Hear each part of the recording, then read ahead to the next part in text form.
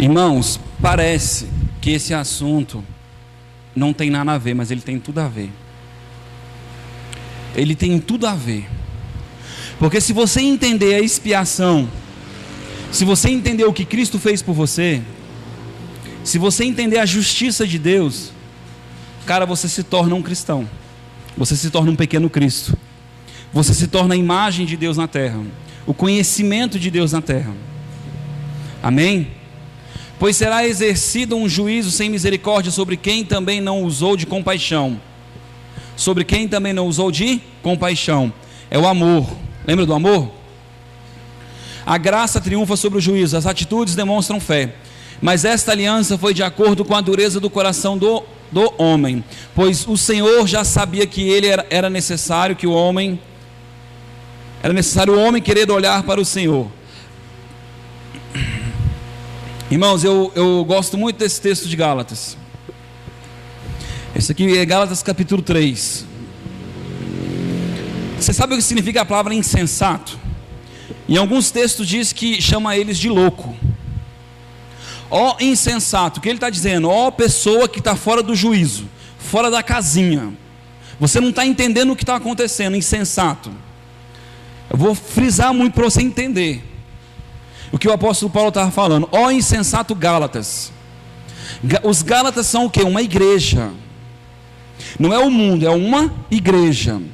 Uma igreja de quem? De Cristo, porque a igreja só tem em Cristo. Amém?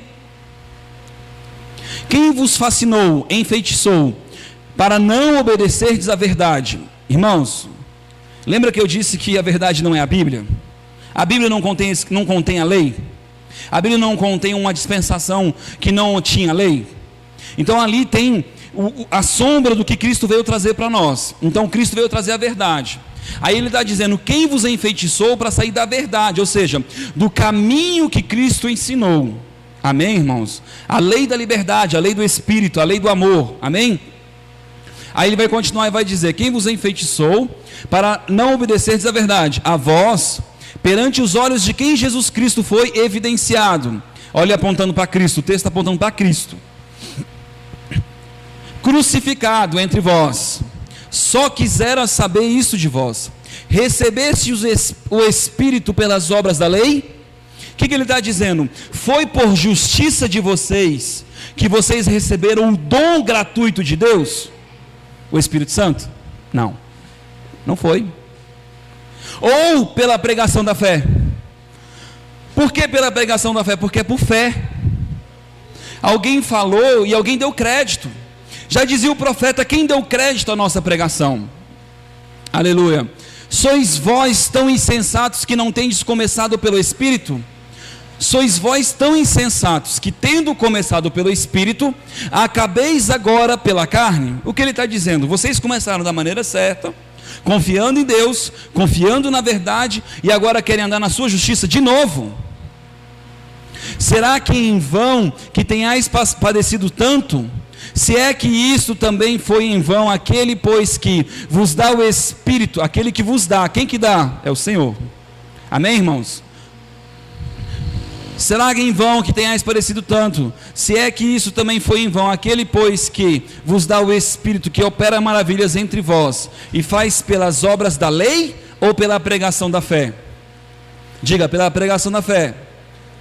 Assim como Abraão creu em Deus, diga, Abraão creu em Deus, isso lhe foi imputado como justiça. O que foi imputado como justiça? Ele crê em Deus, ele reconhecer Deus, ele reconhecer a bondade de Deus, ele reconhecer que Deus é soberano. Amém, irmãos? Sabei, pois, que os que são da fé são filhos de Abraão, pois tendo a Escritura previsto que Deus havia de justificar pela fé os gentios. Eu vou parar aqui em gentios para vocês entenderem.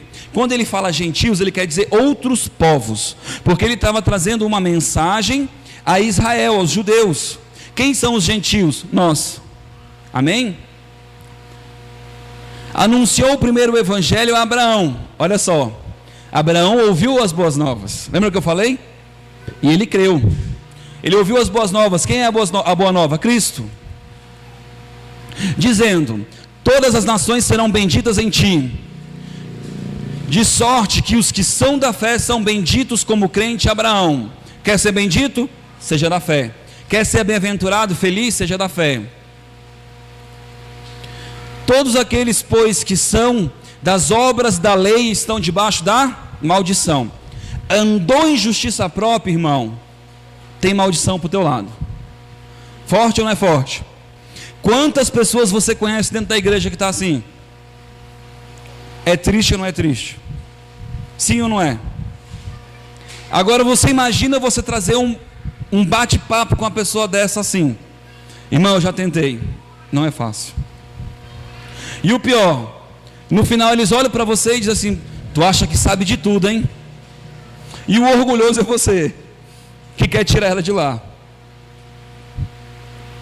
Porque está escrito: maldito todo aquele que não permanece em todas as coisas que está escritas no livro da lei, para fazê-las. Ou seja, se eu me coloco debaixo da lei, eu tenho que cumprir toda a lei. Só que a própria Escritura diz que ninguém dá conta de cumprir toda a lei. Porque se alguém pudesse dar conta, Jesus não tinha vindo. Sim ou não? Aleluia. E é evidente que pela lei ninguém será justificado diante de Deus, porque o justo viverá pela fé. Ora, a lei não é da fé, mas o homem que fizer estas coisas, por elas viverá.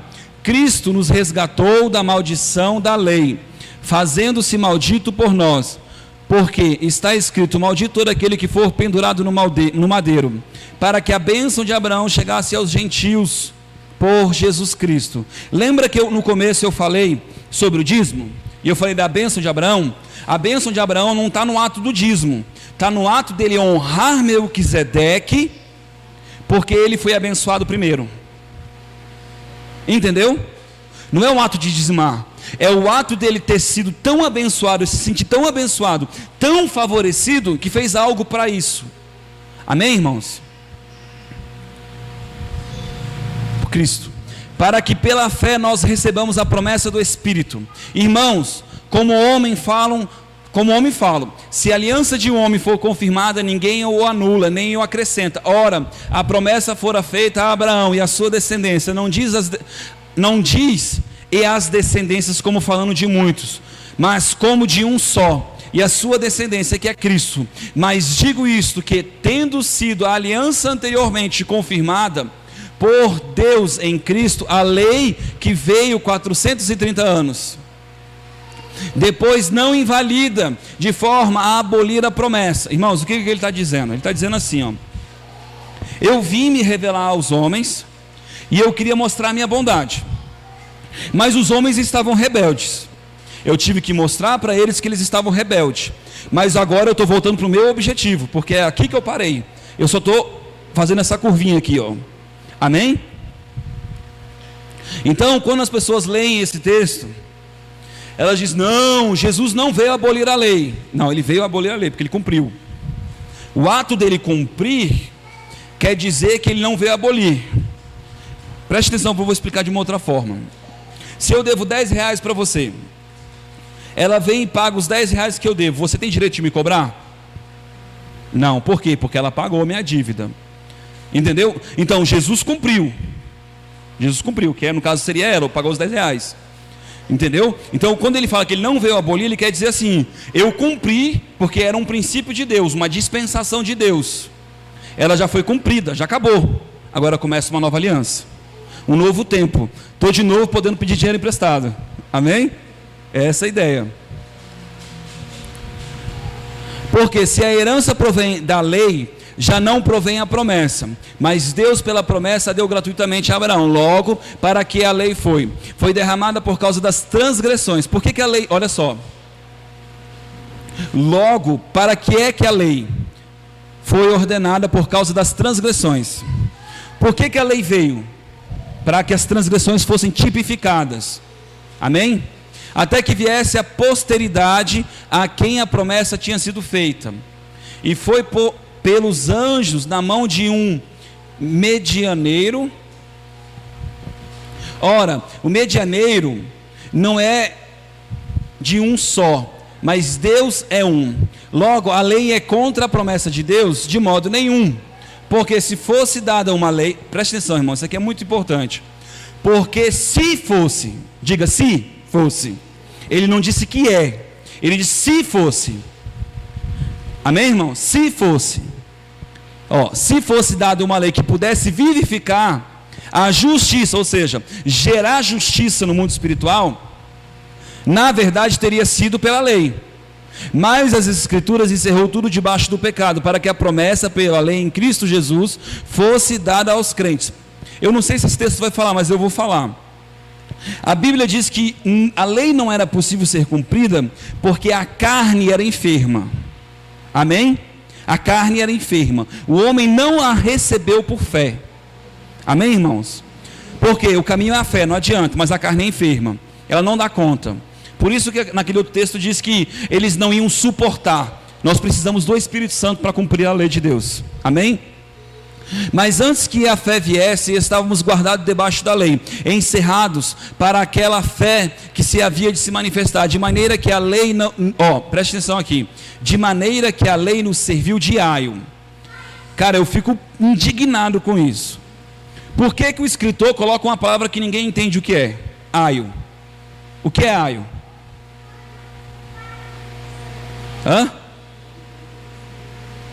Condutor. Aio é aquele que conduz. E parece de propósito essas coisas, sabia, irmãos? E é só o Espírito Santo que mostra esse trem pra gente. A gente vai futucando e Deus vai falando. Então, olha só, de maneira que a lei nos serviu de guia para nos conduzir a Cristo. Então a lei, ela foi um caminho só, mas já passou, acabou, irmão. Por quê? Vou fazer uma explicação bem básica. Quando o João Batista veio se manifestar, qual era a mensagem dele? Amor. Qual? Arrependimento. Mas para que eu tenha arrependimento, eu tenho que entender meu pecado.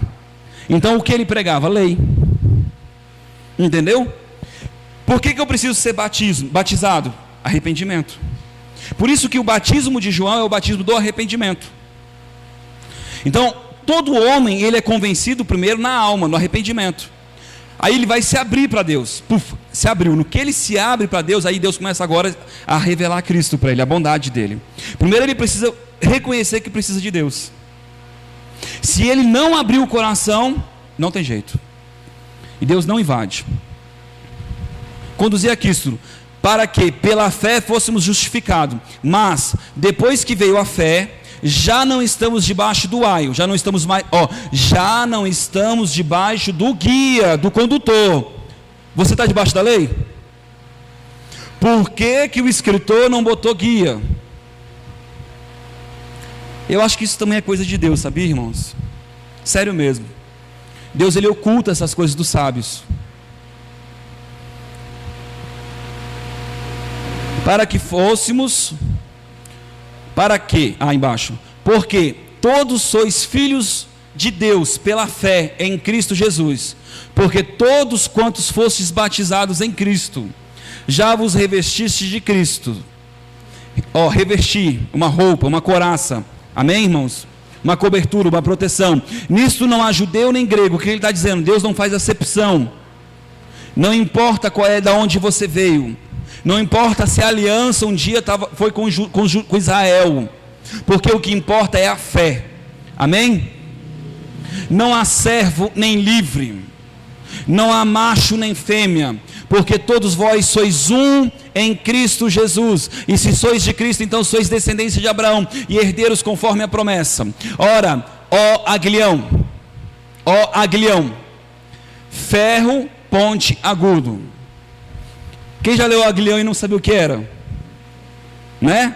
É um ferro cravado no chão. Ora aguilhão, ora ferro, ora guia. É aquele ferro que segura a lona do circo. Sabe aquele ferro que você amarra para fazer alguma coisa? Representa uma força. Ora aguilhão da morte. Ora a força da morte. A força da morte é o pecado. É isso que esse texto quer dizer. Ora, o aguilhão, a força da morte é o pecado. E a força do pecado é a lei. Então o cara que entra dentro de uma igreja, tudo que o diabo quer é que ele vive como um seguidor de lei, porque ele desgraça a vida do caboclo. Se ele não encontrar Cristo, ele anda em maldição pior do que quem está no mundo. Quem já viu que às vezes o cara se converte, a vida do cara vira uma desgraça? Tem ou não tem isso, irmão? É por causa disso aí. Alguém já falou isso para você? Pois é. Porquanto que era impossível a lei, visto como estava enferma pela carne. Porquanto que era impossível a lei, visto que estava enferma pela carne, Deus, enviando o seu Filho em semelhança de carne do pecado, pelo pecado condenou o pecado na carne. O que esse texto quer dizer? O texto está dizendo assim: ora, eu enviei alguém que era como você, que atingia os pré-requisitos para fazer o que você precisava fazer. Amém? Deus, na sua justiça, cumpriu o que ele tinha que fazer. Ora, Deus que também ressuscitou o Senhor nosso, Deus que também ressuscitou o Senhor, nos ressuscitará a nós pelo seu poder. Não sabeis vós que os vossos corpos são membros de Cristo? Tomarei, pois, os membros de Cristo e os fareis membros de uma meretriz. Meretriz significa prostituta. Não por certo. O que ele está dizendo? Você vai utilizar do que Cristo fez, do corpo de Deus, do corpo, a igreja, e tratar como uma prostituta? Só buscar coisas para você? O que o cara faz com a prostituta? Busca prazer. Você vai vir para a igreja só buscar o que você quer, se deleitar, se alegrar? Ou não sabeis que o que se ajunta com a meretriz faz um corpo com ela?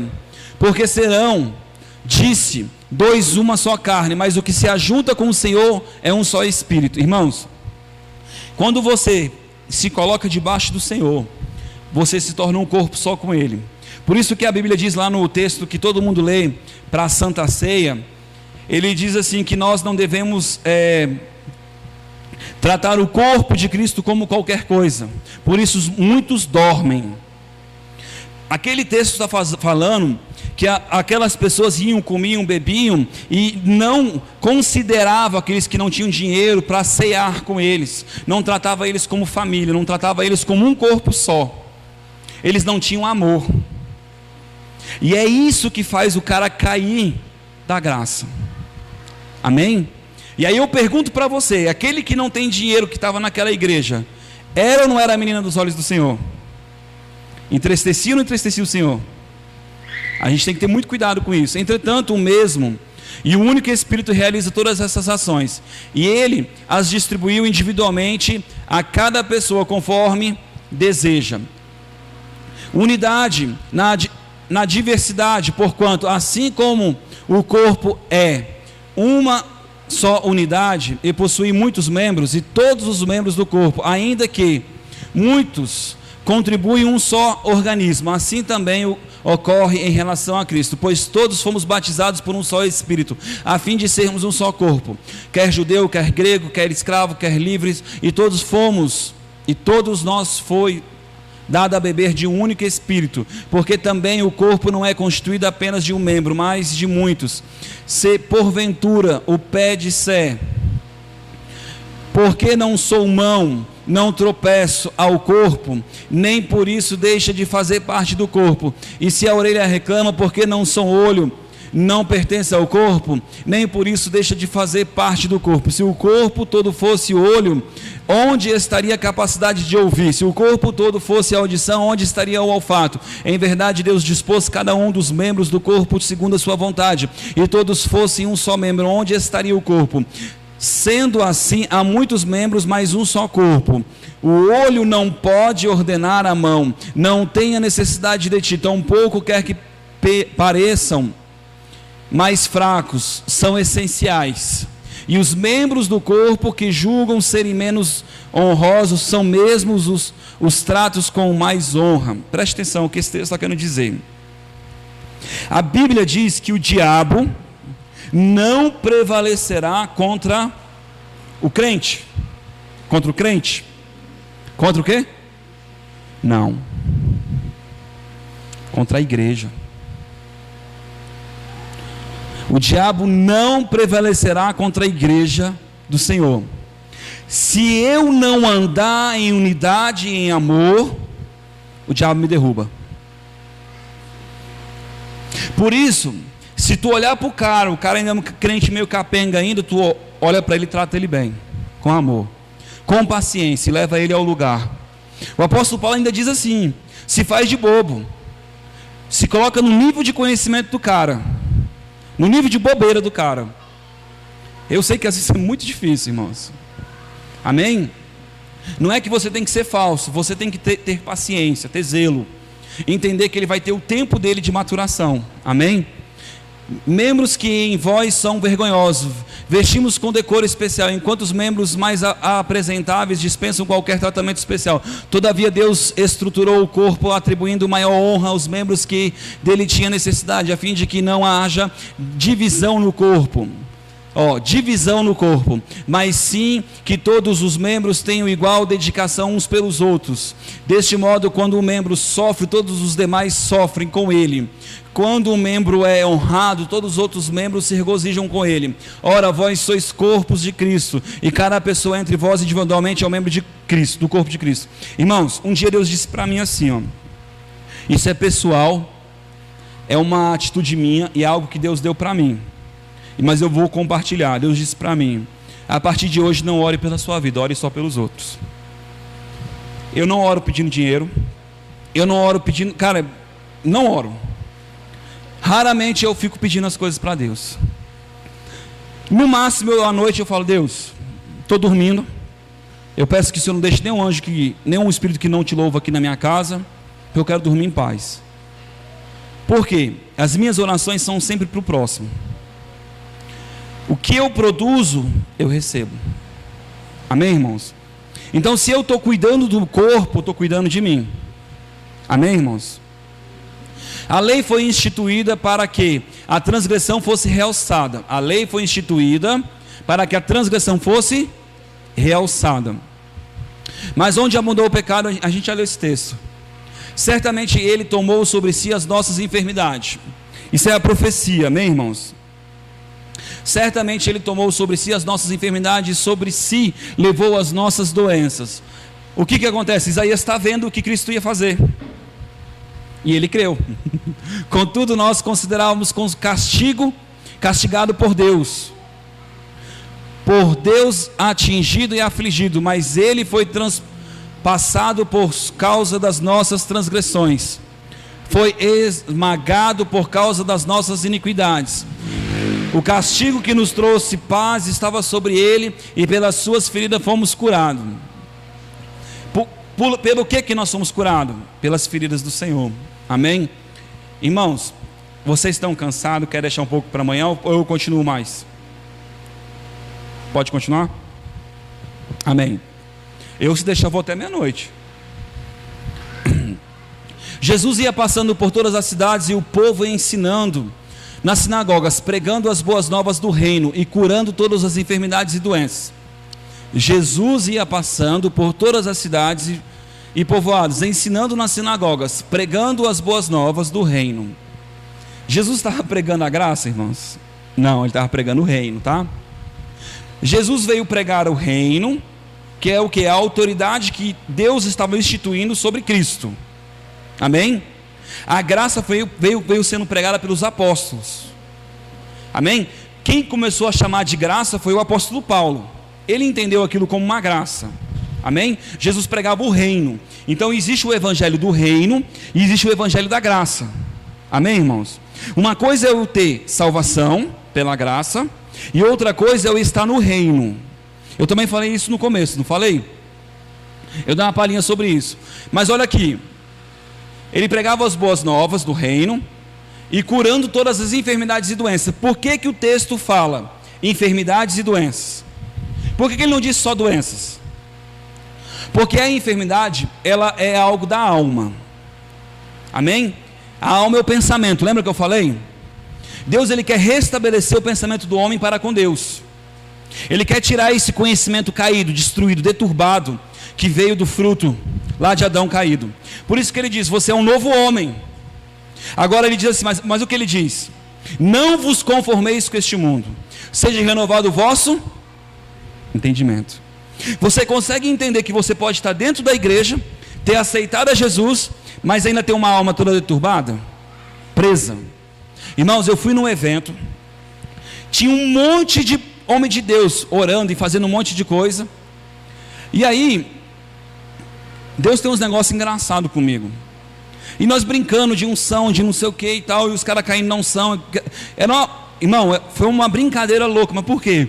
Porque a gente estava aprendendo com Deus, e os caras eram muito fominha, então a unção veio muito forte. A Érica estava lá, acho, não foi, Érica? Lá em Ibiá, quando estava com o pessoal lá do Ronaldo, e a unção, e todo mundo brincando. Aí chegou de noite, um irmão chegou e falou assim: sem parte para mim, só que eu tenho um péssimo hábito, profeta tem essas coisas, eu boto a mão e Deus me mostra. No que eu botei a mão, Deus me mostrou o coração dele triste, e aí eu não posso fazer diferente do que Deus está me mostrando, porque isso é rebeldia, irmão, isso é feitiçaria. Se eu botei a mão no cara, eu vi ele triste, eu não posso, toma poder, não posso. Posso poder, eu posso, todas as coisas eu posso, mas nem todas me convêm. Aí eu peguei, botei a mão e falei assim: Deus, livra a alma dele agora, tira do cativeiro. Puf, o cara apagou. Aí o cara tinha mágoa, tinha um monte de coisa, eu comecei a trazer uma libertação espiritual nele, na alma dele. Isso se chama libertação de cativeiro, que é esse lance da enfermidade aí. E eu comecei a ministrar sobre a alma dele, e ele chorava e tal, aquela coisa, eu não lembro direito dos detalhes, enfim. Houve a ministração, o cara levantou, sorrindo, cara, porque no meio da ministração eles começam a ver o mundo espiritual, muitos deles começam a ver o mundo espiritual, e de repente alguns deles veem Cristo, veem um leão, veem um anjo. Cara, eu não vejo nada, mas eles veem tudo, entendeu? E eu não lembro o que ele viu, só sei que o cara, ele sorria e tal, e saiu de boa. No outro dia, aí ele falou assim: eu contei aquele negócio pro pessoal ali, eles querem que você ore. Tá. Entrei no quarto, tinha umas 10 mulheres. Eu sei que depois daquelas 10 mulheres apareceu mais umas 10 mulheres. Cara, e era tudo gente que era usada no poder de Deus, cheia do poder de Deus, cheia do poder de Deus. Mesmo que o cara ministrava unção, você recebia unção, mas com a alma toda destruída, cheia de mágoa e ferida, com a alma o tempo todo roubando o coração deles, não conseguindo ver Deus como um Deus bom, porque tinha um pedaço sujo, contaminado, caído. É como se o diabo pegasse um pedaço daquela alma e puxasse aqui, sabe? Mas vamos lá. Por que eu estou contando essa história? Porque isso também é um tipo de libertação de Deus para nós, entendeu? Só que essa libertação, ela é muito legal, porque o que você faz nessa libertação? Você faz a pessoa sair daquele lugar, daquela condição, que aconteceu alguma coisa, que gerou algo dentro dela, uma ferida, uma marca, e leva ela para Cristo. Só que não é algo só de alma, de palavra. De alguma maneira o Senhor aparece, e quando o Senhor aparece, Ele se revela a ela. Lembra que eu falei que a Bíblia não é a verdade, mas é o Cristo? Quando Cristo se revela para ela, gera uma bondade, é aquilo limpa, zerada, e aí ela sai dali zerada, pronta para receber o novo de Deus. Então a gente vê muitas pessoas dentro da igreja que tem a alma presa, machucada. Amém, irmãos? Entendeu o que eu quero dizer? Amém? Alguém já viu isso alguma vez em algum lugar? Alguém já viu isso? Sério? Você já viu, né? Amém. Você é o homem dos sonhos, né? Você já viu um monte de coisa. Jesus foi por toda a Galileia ensinando nas sinagogas deles, pregando as boas novas do reino e curando todas as enfermidades e doenças. Isso aqui são só exemplos que eu trouxe para você ver que sempre tem as duas coisas. Quando você pega aquele texto, ele diz assim, ó, quando ele abre o livro, ele diz assim: porque eu fui ungido para libertar os cativos. É disso que ele está falando, para tirar a galera de prisão espiritual. Amém? Entre vocês há alguém que está doente. Irmão, por que eu estou citando isso aqui? Porque às vezes você vai ministrar cura em alguém, quando você botar a mão na pessoa, Deus vai dizer: tem mágoa. E a mágoa não é que ela seja um empecilho. Se for um sinal, vai acontecer do mesmo jeito, porque o sinal é para todo mundo ver, mas ela vai, a enfermidade vai voltar para ela. E o seu coração ali é de ver a pessoa livre, porque você quer amar a pessoa.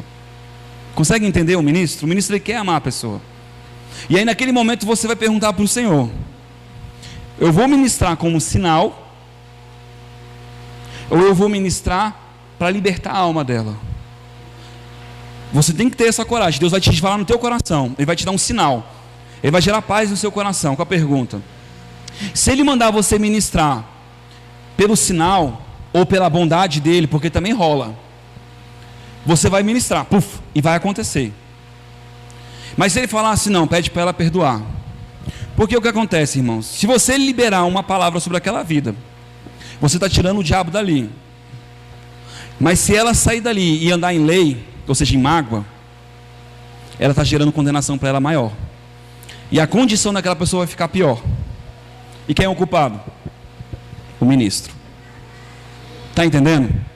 É sério ou não é sério? É muito sério isso. Tá bom? E eu me sinto na obrigação de ensinar isso para vocês. O que está rolando aí?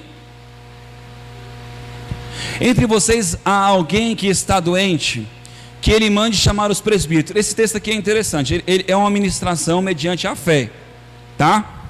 Ele não é uma ministração, isso aqui é um modo, é um caminho. Quando ele fala de presbítero, ele não está falando do cargo, ele está falando daquele que tem mais experiência, aquele que já tem uma caminhada com Deus. Amém?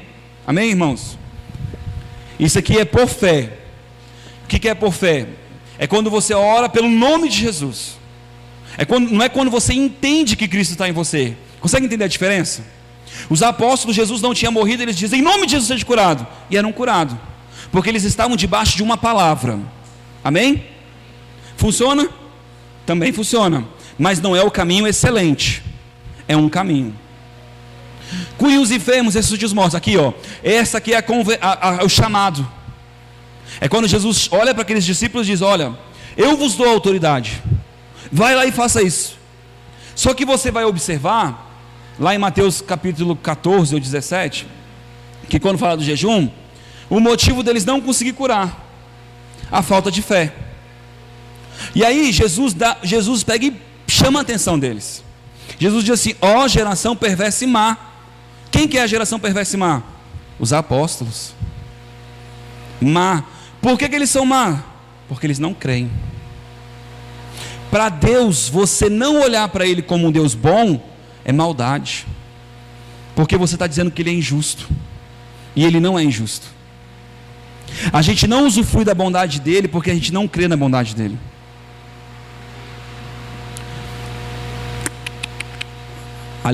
Aqui. Ele mesmo levou em seu corpo os nossos pecados sobre o madeiro, a fim de que nós morrêssemos para o pecado, vivêssemos para a justiça. Por suas feridas somos curados. Pronto, se você entender que já existe uma justiça, você pode trazer. Vamos lá. Uma coisa é a fé do presbítero, a fé do ministro. A fé do ministro traz resultado? Traz resultado. Outra coisa é você trazer fé à pessoa. Então você pode começar a ministrar para a pessoa o que Cristo fez por ela, o que Cristo quer fazer por ela, qual é a vontade de Cristo para ela. E isso vai gerando fé no coração dela. Por exemplo, se você for acompanhar aqueles ministérios do Randy Clark, do apóstolo Casagrande, desse pessoal aí, eles começam a botar videozinho de cura. Aí fala: aconteceu um surdo, aconteceu não sei o que e tal, aconteceu isso, aconteceu aquilo outro, e começa a gerar um monte de fé na pessoa. Aí ele diz: não, porque a escritura diz isso, porque a escritura fala aquilo, e começa a gerar fé. Aí daqui a pouco a pessoa olha assim e fala: caramba, cara, se Deus curou aquele cara de surdez, Ele pode curar a minha surdez. Está conseguindo entender? Também é um caminho. Amém, irmãos? O Kennedy Hagin, ele diz assim, ó, que ele conseguia ministrar debaixo da fé e debaixo do dom. O dom também é um caminho, tá, irmãos? O dom não é a unção de Cristo, tá bom? O dom é um caminho. Se você conseguir o dom de cura, ou eu costumo dizer, eu ainda não vi ninguém falar esse termo, tá? Eu costumo dizer, se você conseguir uma das autoridades na área de cura, você vai estar habilitado para curar nessa área, porque são dons de cura. Tá bom? É uma autoridade, é uma permissão que Deus te dá para você ministrar em algo. Amém? Como eu gosto de fluir na unção do amor, cara, se tiver pereba, bota a mão. Eu não estou preocupado qual é o dom que eu carrego. Então, se for o dom que eu carrego, é rápido. Entendeu o que eu estou falando? Está difícil a compreensão? Então, assim, você vai ter autoridades. Por exemplo, esses ministros, o que eles costumam fazer? Eles sabem que eles carregam um dom de coluna. Quem tem dor nas costas? Vem a galera. Eles sabem que todos vão ser curados, porque eles carregam essa autoridade. Aí quando todos são curados em coluna, gera fé na galera. Aí as outras coisas acontecem, porque ele já abriu o coração das pessoas. Entendeu, gente? Isso são chaves. Eu já cheguei em um lugar que as pessoas estavam com o coração fechado para mim. Olharam para o gordinho de camisetinha, todo mundo de terno. Quem é esse cara? Aí eu falei, Jesus, e aí? Jesus falou assim, faz um sinal. Aí eu já chamo, pode vir os enfermos para frente. Quando você chama, você já gera fé nas pessoas. Opa, esse cara tem algo diferente. O cara do terno talvez não te reconheça, não importa. Não importa. O que eu estou fazendo ali é amar as pessoas, a igreja do Senhor. E eu vou de novo, e vou de novo, e vou de novo, porque eu quero que a igreja do Senhor seja curada.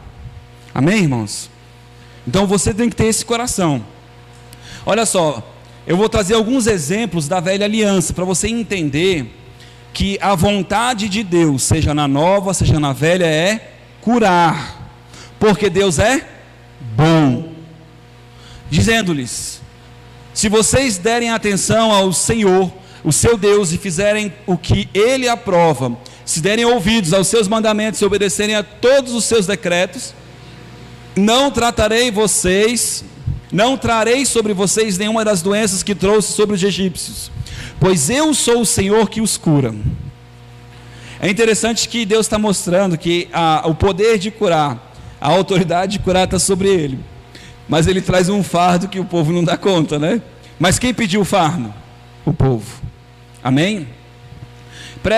Prestem culto ao Senhor, o Deus de vocês, e Ele os abençoará, dando a vocês alimento e água. Tirarei a doença do meio de vocês.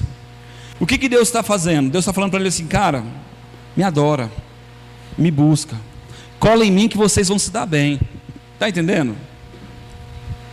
Senhor meu Deus, a ti clamei por socorro, e tu me curaste. Ele enviou a sua palavra. Olha aqui, preste atenção. Esse texto é o texto que eu acho chave, porque eu sempre falo que a Bíblia não é a palavra de Deus. Ele os enviou a sua, e ela os curou. Aleluia. Ele enviou a sua expressão, Ele enviou a sua vontade, Ele enviou o seu pensamento, e ela veio para trazer cura. Aleluia. Todavia, trarei restauração e cura para ela. Curarei o meu povo, e lhes darei muita prosperidade e segurança. E é Ele que perdoa todos os seus pecados, e cura todas as suas doenças. Só Ele cura os de coração quebrantado, e cuida das suas feridas. Diga, só Ele. Aleluia. O Senhor sustentará o seu leito de enfermidade e de doença, os restaurará. Irmãos, eu peço perdão que tem algumas palavras que estão juntadas. Eu fui dormir 3 da manhã ontem, tá, irmãos? Eu cheguei do trabalho 9 horas da noite. Eu tive alguns problemas lá em casa, né? E, enfim, então minhas noites foram assim. Não é má vontade nem desdenho com vocês, tá bom? Uma curiosidade, eu quero falar aqui de um negócio interessante. Temos algumas afirmações que são citadas muitas vezes. Temos algumas verdades que não libertam. Amém, irmãos? Quem já ouviu que Deus usa o médico? Irmãos, quem já ouviu isso? Quem já ouviu isso? Não, eu só estou vendo 3 mãos. Eu duvido que todo mundo nunca ouviu isso. Todo mundo já ouviu isso. E isso é antibíblico. Isso é antibíblico. Deus ama você.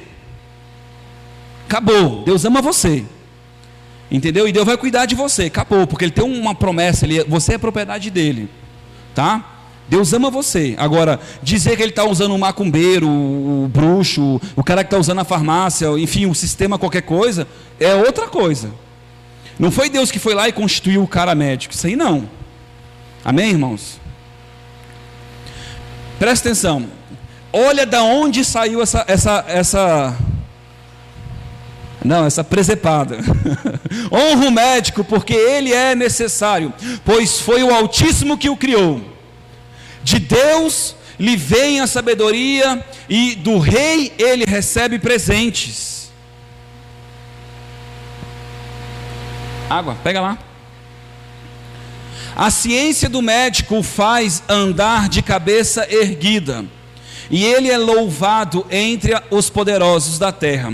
O Altíssimo criou os remédios, e quem é prudente não os despreza. A água amarga não se tornou doce por meio de um pedaço de madeira, para que os homens reconheçam o poder de Deus. O Altíssimo deu aos homens a ciência para que pudessem honrá-lo, por causa das suas maravilhas. Com ela o médico acalma a dor, e o farmacêutico prepara os produtos. Assim suas obras não ficam inabaladas, e a saúde se difunde sobre a terra. Filho, se adoeceres, não te dificultes, mas reza ao Senhor, e Ele te dará a cura. Evita as faltas, conserva puras as tuas mãos, purifica o teu coração de todo o teu pecado.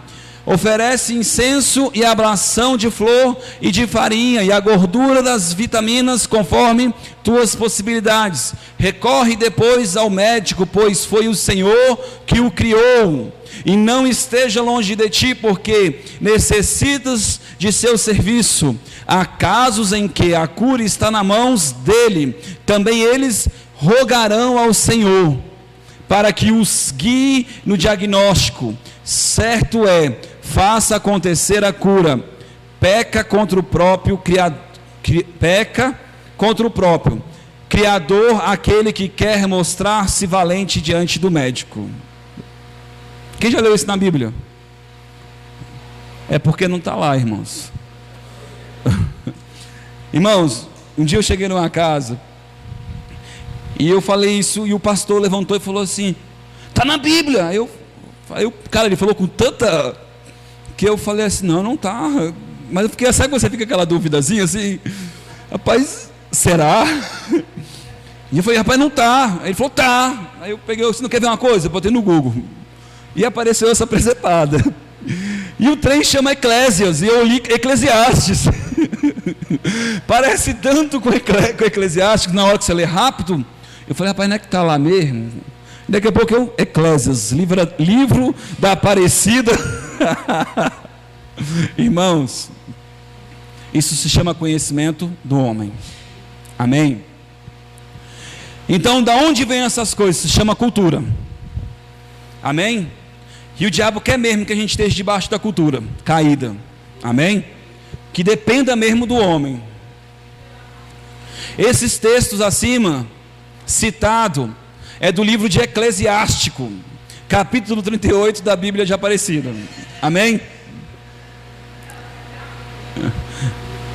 De modo que, em todo que o homem depender de mim, estou preparado para anunciar o Evangelho também a vós que estáis em Roma.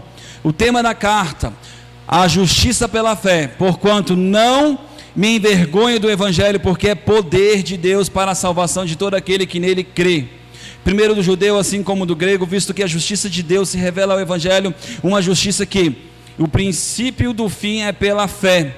Como está escrito: o justo viverá pela fé. A ira de Deus é contra os sem fé. Portanto, a ira de Deus é revelada dos céus contra toda a impiedade e injustiça do homem, que suprimem a verdade pela injustiça humana. Pois os que de Deus se pode conhecer é evidente entre eles, porque o próprio Deus lhes manifestou. Pois desde a criação do mundo, os atributos invisíveis de Deus, seu eterno poder, sua natureza, isso é Romanos capítulo 1, têm sido observados claramente, podendo ser compreendido por intermédio de tudo o que foi. Irmão, você sabia que esse texto aqui está falando que quando o homem começa a escolher um caminho que não é Deus, um dos resultados é se tornar homossexual? Violento, né? Ele está dizendo assim: você escolhe algo que é criatura, que não é Deus, troca agora de um Deus incorruptível para agora de um Deus corruptível, vem uma maldição sobre você. Querido, de maneira que tais pessoas são indesculpáveis, porquanto porquanto mesmo havendo conhecido Deus, não o glorificaram como Deus, nem lhe renderam graças, ao contrário, seus pensamentos passaram a ser levianos. Lembra do pensamento? Eles escolheram um caminho de novo. Aleluia. Imprudentes, e o coração insensato deles tornou-se em trevas. O que é trevas? A ausência de conhecimento de Deus. Amém? Aleluia. E proclamando-se a si mesmo como sábios, soberbo, lembra?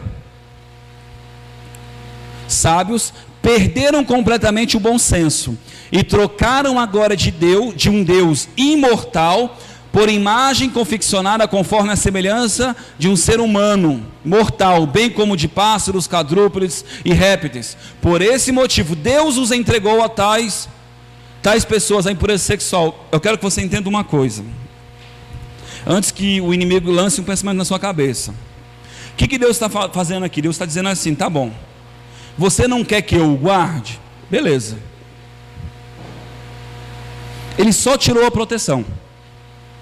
Amém, irmãos? Ele está dizendo: você quer andar sozinho? Ande sozinho. Não é Deus que está gerando aquele mal. O que Ele está plantando, Ele está colhendo. Amém, irmão? Você está entendendo isso? Não é Deus que é ruim, é o homem que quer andar sem Deus. Aí quando ele fala, Deus os entregou a tais pessoas à impureza sexual, segundo as suas vontades pecaminosas do seu coração, para degradação de seus próprios corpos entre si, porquanto trocaram a verdade de Deus pela mentira, e adoraram objetos e seres criados no lugar do Criador. Bendito é para sempre, amém. Tá? Mais abaixo vai dizer, se eu não me engano, é esse mesmo texto, diz que eles trocaram o natural pelo natural, de homem para homem com homem, e mulher para mulher, amém? Depois você lê lá que está lá escrito isso. Irmãos, eu quero ler um texto que é muito interessante. Essa história, para mim, tem tudo a ver com cura. Por quê?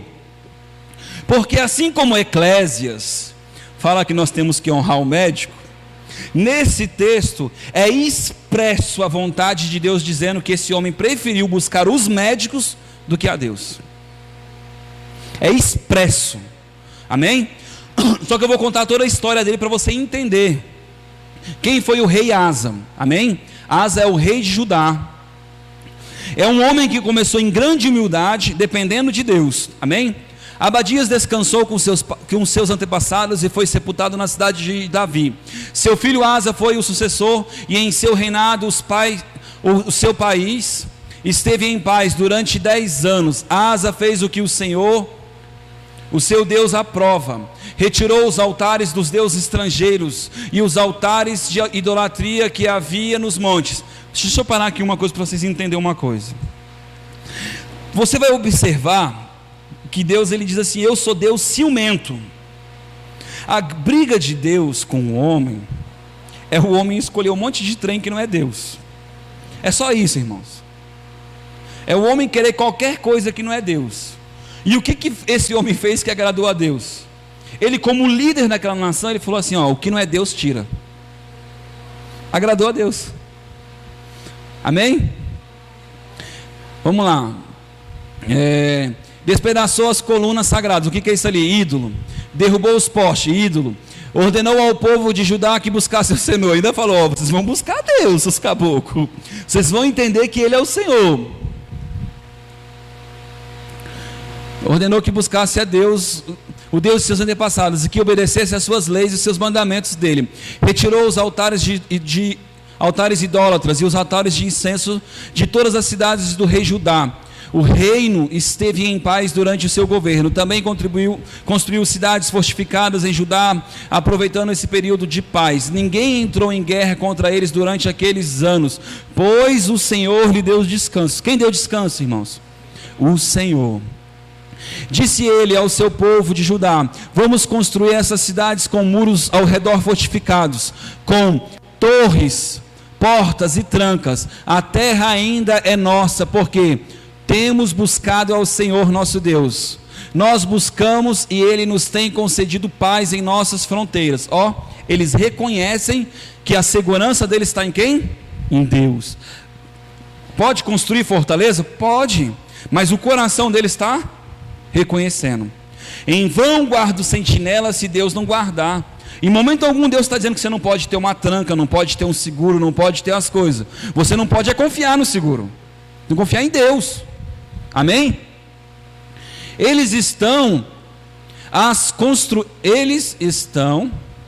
as construíram e prosperaram. Asa tinha um exército de 300.000 homens de Judá, equipados com escudo grandes e lanças, e 280.000 de Benjamim. É o ventilador, irmão. É o ventilador. Se desligar para mim fica show. Aquele ali pode? Ou não? Está muito quente? Hã?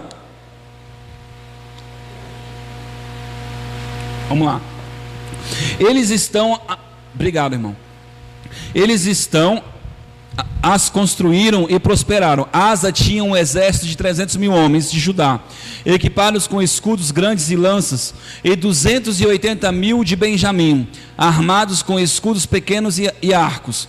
Todos eram valentes, homens de combate.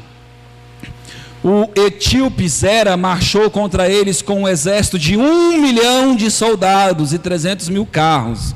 Quem era mais forte? A outra galera, né? Cadê 1 milhão? Deixa eu achar 1 milhão de guerra. E chegou-se a Maressa. Asa saiu para enfrentá-los, e eles se puseram em posição de combate no vale de Zefata, perto de Meressa. Então Asa clamou ao Senhor, o seu Deus. Então Asa clamou, ele confiou, ele buscou segurança. Tem um texto do Novo Testamento que diz assim: como invocarão aqueles que eles não creram? Aquele que se achega a Deus tem que crer que Ele é galardoador, tem que crer que Ele é bom. Senhor, não há ninguém como Tu para ajudar os fracos. Ó Deus, eu sou fraco, preciso de Ti. Aleluia. Contra os poderosos, ajuda-nos, ó Senhor, ó nosso Deus, pois em Ti pomos nossa confiança. Em Teu nome viemos contra este imenso exército, ó Senhor Deus. Tu és o nosso Deus, não deixe os homens prevalecer contra Ti. Ó Senhor, derrotou os etíopes diante de Asa e de Judá. Os etíopes fugiram, e Asa e seu exército os perseguiram até Gerar. Caíram tanto deles que o exército não conseguiu recuperar-se. Foram destruídos perante o Senhor e suas forças. E os homens de Judá saquearam muitos bens. Depois destruíram todas as cidades ao redor de Jeru, pois o terror do Senhor havia caído sobre eles. Saquearam todas essas cidades, havia nelas muitos despojos. Também atacaram os acampamentos onde havia gado, e se apoderaram de muitas ovelhas, cabras e camelos, e em seguida voltaram para Jerusalém. Pode passar mais. O Espírito de Deus veio sobre Azarias, filho de Obed. Ele saiu para o encontro de Asa, e lhe disse: escuta-me, Asa, e todo o povo de Judá e Benjamim. Espera aí, eu vou explicar agora o enredo. Agora o rei Asa está rico, porque ele foi lá e destruiu aquela galera e pegou todos os despojos. Top. Um bom tempo sem nenhuma guerra e só prosperando. Olha o coração do cara agora. O Senhor está com vocês quando vocês estão com... O Senhor está com vocês quando vocês estão com... Irmãos, tem que gravar isso ou não tem? Se o buscarem, Ele o deixará que o encontrem. Para me achar eu preciso? Tem ou não tem chave nesse texto, irmão? Mas se o abandonarem, Ele os abandonará. Durante muito tempo Israel esteve sem o verdadeiro Deus, sem sacerdote para ensiná-lo, e sem a lei. Mas em sua angústia eles se voltaram para o Senhor, e Deus de Israel buscaram-no, e ele deixou que o encontrassem. Naqueles dias, espera aí, irmãos, ele deixou que os encontrasse. Eu costumo dizer que se nós quiséssemos encontrar a Deus, nós não encontraríamos nunca, se ele não quisesse. Por isso que ele diz, ele os deixou. É tremendo o amor de Deus, né? Nós não tínhamos condição nenhuma de achar, se não fosse a bondade dele. O Senhor, não, tá agora lá embaixo, né? Não era seguro viajar, não. Naqueles dias não era seguro viajar, pois muitos distúrbios afligiam todos os habitantes do território. Nações e cidades se destruíam umas às outras, pois Deus estava afligindo com toda espécie de desgraça. Mas sejam fortes e não desanimem, pois o trabalho de vocês será recompensado. Assim que ouviu as palavras da profecia do profeta Azarias, filho de Obedede, o rei Asa encheu-se de coragem, retirou os ídolos repugnantes de toda a terra de Judá e de Benjamim, das cidades que havia conquistado no monte Efraim, e restaurou o altar do Senhor, que estava em frente do pórtico, em frente ao pórtico ali, do templo do Senhor. Depois reuniu todo o povo de Judá e de Benjamim, convocou também os que pertenciam a Efraim, a Manassés e a Simeão, que viviam entre eles, pois muitos de Israel tinham passado para o lado do rei Asa. Ao verem que o Senhor, o seu Deus, estava com ele, eles se reuniram em Jerusalém no 3º mês do 15º reinado a Asa. Naquela ocasião sacrificaram ao Senhor 700 bois, 700 bois e 7.000 ovelhas e cabras, do saque que haviam feito. Fizeram um acordo de todo o coração e de toda a alma a buscar ao Senhor. Olha só, de todo o coração, todo o pensamento, de toda a alma, todo o pensamento. Do que está dizendo? Cara, a gente vai buscar você com toda a força mesmo. O seu Deus dos antepassados. Todo aquele que não buscasse o Senhor, o seu Deus de Israel, deveria ser morto. Quem que está fazendo aliança? O próprio homem.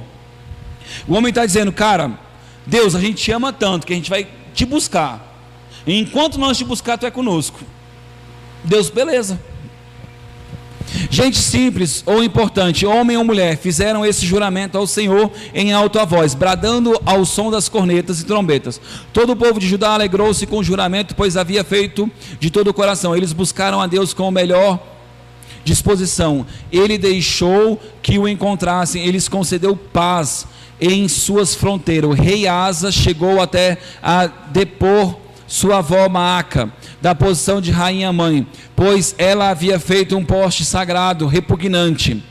Asa derrubou o poste, despedaçou e queimou no vale de Cedron. Embora os altares idólatras não tivessem sido eliminados de Israel, o coração do rei Asa foi totalmente dedicado ao Senhor. Durante toda a sua vida ele trouxe para o templo de Deus a sua prata, o seu ouro, os seus utensílios, que ele e seu pai haviam consagrado. E não houve mais nenhuma guerra até o 35º ano do seu reinado.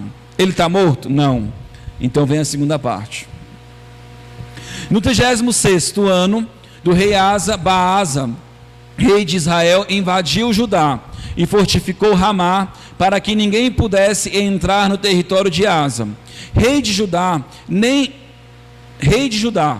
sair de lá. Então Asa juntou prata e ouro do tesouro do templo do Senhor e do seu próprio palácio, e enviou a Ben-Hadad, rei da Síria, que governava em Damasco, com uma mensagem que dizia: façamos um trato, como fizera com meu pai, o teu Deus.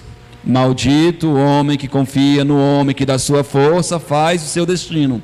O que ele está fazendo? Ele fez agora uma aliança com o homem, para que o homem guardasse ele, e ele esqueceu do que Deus fez com ele. Estou te enviando prata e ouro, agora rompe o trato que tens com Baasa, rei de Israel, para que ele saia com os meus pais. Ben-Hadad aceitou a sua proposta do rei Asa e ordenou aos comandantes das suas forças que atacassem as cidades de Israel. Eles conquistaram Iom, Dan, Abel-Maim e todas as cidades de armação